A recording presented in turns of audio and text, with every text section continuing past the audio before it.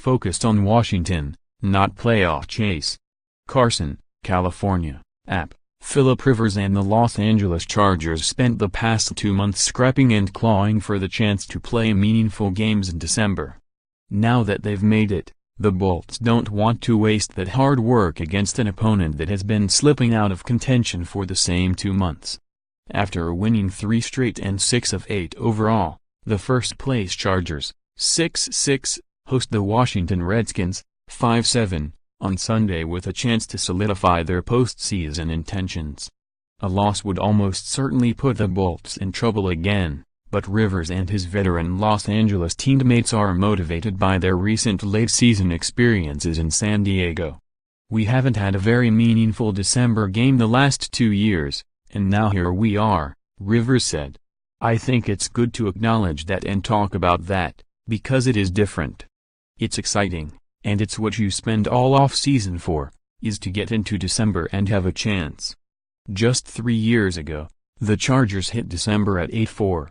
They lost 3 of their final 4 games, including the season-ending loss at Kansas City with a playoff berth on the line. "We have a shot," Rivers said. "We know that. But we also know how quickly it can go the other way. We've by no means made it. We have 4 tough football games ahead of us, starting this week." Although these teams' records are nearly identical, the Chargers are sitting atop the AFC West alongside Kansas City and Oakland, while the Redskins are already eliminated from the NFC East title race behind Philadelphia, 10-2. With 6 NFC teams already sitting on 8 victories and 4 other teams between Washington and a wild card spot, the final month of the Redskins season likely is only about pride. Kirk Cousins doesn't intend to let up, although the prolific passer also is playing for his long-term future, either in Washington or elsewhere. Cousins has 3,289 yards passing this season, just 3 fewer than Rivers' 3,292. "We do have like a 1% chance, so I'm going to play believing that. If we can do our part, who knows?" Cousins said. "In theory, we do still have something to play for, and that's enough for me.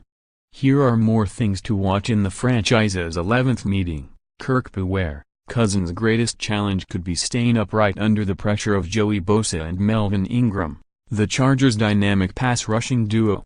They've combined for 20 of the Chargers' 35 sacks already this season, while Cousins has been sacked 35 times behind an injury-plagued defensive line. Los Angeles defensive coordinator Gus Bradley is an aggressive blitzer on 3rd downs, and that has played a big role in a strong series of defensive performances by the Bolts, who haven't allowed more than 27 points in a game all season. "I think they have had more interceptions, 15, than they've allowed touchdown passes, 13, Cousins said.